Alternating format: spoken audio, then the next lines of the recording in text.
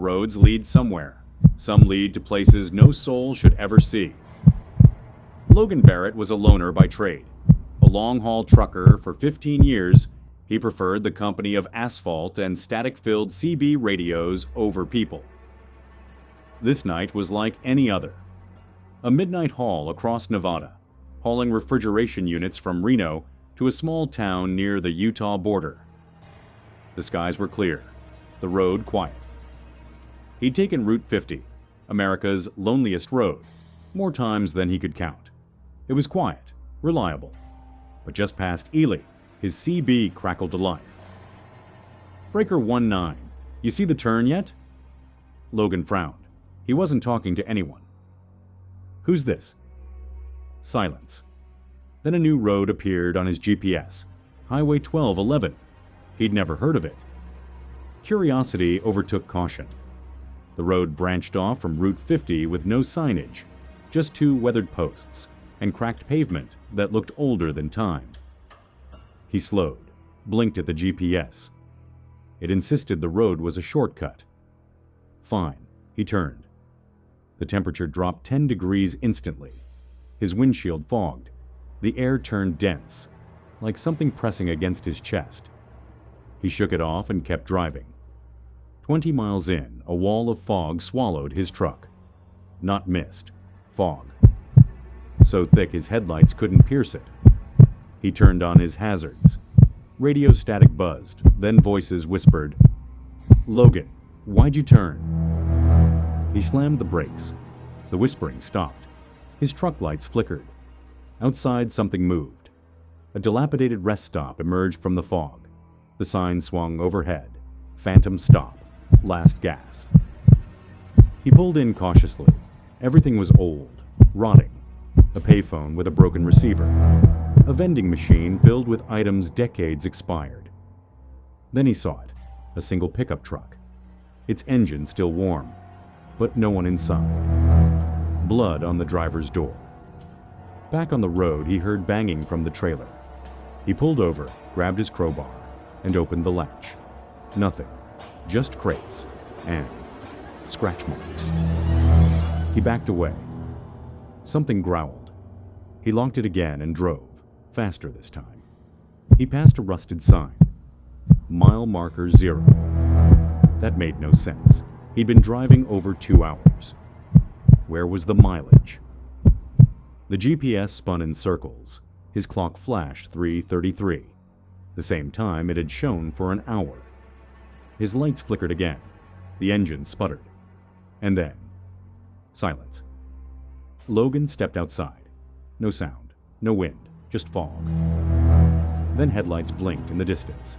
A convoy of old trucks, 1950s to 1980s, rumbled silently past him.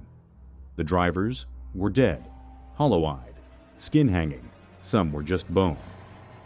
One turned to him. "You're late." He followed the convoy to a place lit by blue lanterns. Echo Station. A massive depot with ghostly workers unloading impossible cargo. Coffins, rusted relics, body bags. A figure approached. A man with glowing eyes.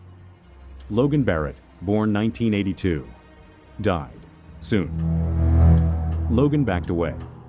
"You took the wrong turn. Now you haul for the dead."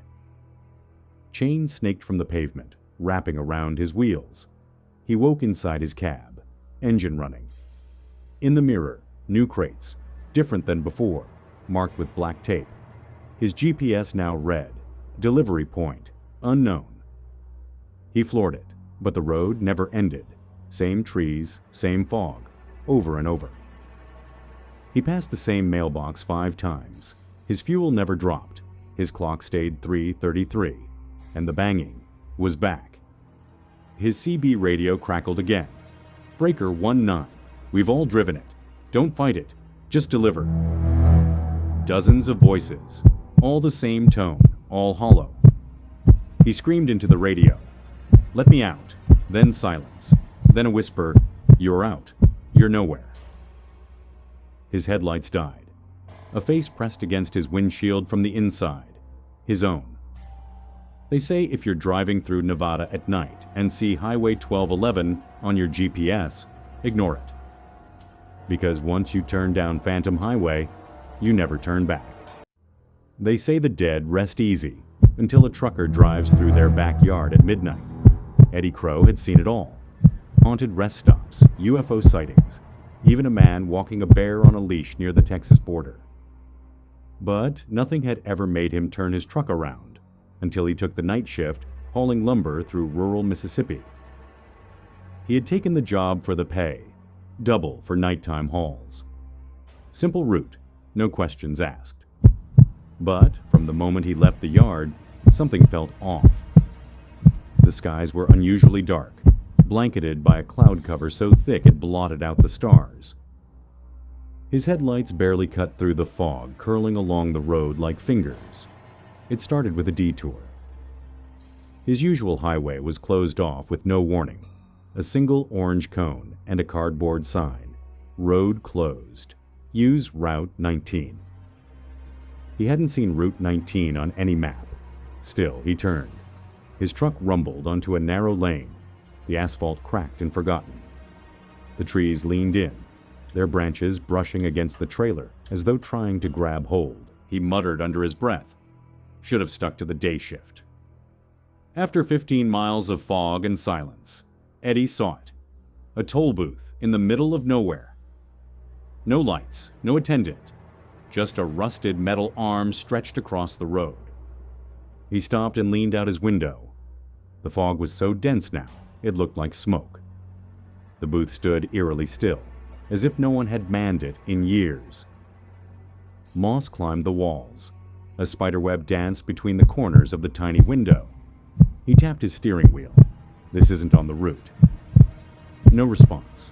Then the arm lifted itself. No motor sound, no creaking. It just rose with mechanical precision, as if expecting him. Eddie sat frozen for a beat, heart thumping. Every instinct screamed go back. But where would he go? The road behind him had vanished into the mist. He drove forward. The arm slammed down behind him with a metallic clang. His headlights flickered. The trees changed, twisted, bent over the road like claws reaching from above. The moon vanished entirely behind the rolling fog. He slowed. The air felt heavier, humid with the scent of damp earth and decaying leaves. And then he saw them, gravestones lining the road, stretching into the forest. Thousands of them, packed closely together like an audience watching a grim performance. He turned on the high beams. Bad idea. Shapes moved between the stones. And then a figure stepped onto the road, wearing a funeral suit, dragging a coffin behind him by a rope. He didn't look up, just kept walking.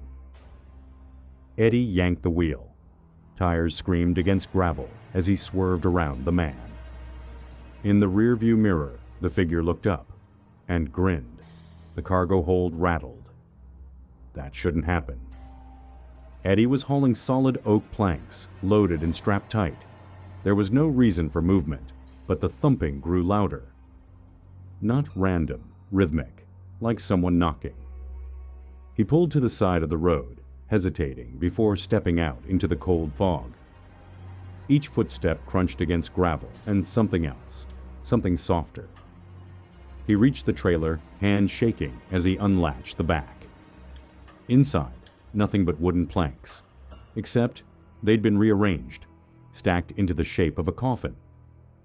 He stared, then something thudded from inside the coffin.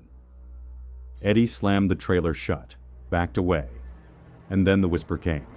"Help me." His radio crackled. He hadn't turned it on. Then a voice, 6 down. 1 to go. He froze. That voice wasn't human. Too smooth. Too hollow. "Who is this?" he demanded. Static surged. Then came the chanting, soft, guttural, and growing louder. Like dozens of voices murmuring just beyond his reach. He grabbed the dial, tried to shut it off. The knob turned on its own, locked in place. Every frequency he switched to said the same thing. "Join us, Eddie. The shift isn't over." He yanked the cord, tearing the radio from the dash. Sparks flew. The chanting didn't stop. Now it was inside the cab. He pressed forward, faster.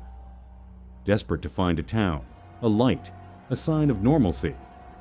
Then up ahead, figures digging by the roadside. A dozen, maybe more. Shovels rising and falling. Not a word spoken.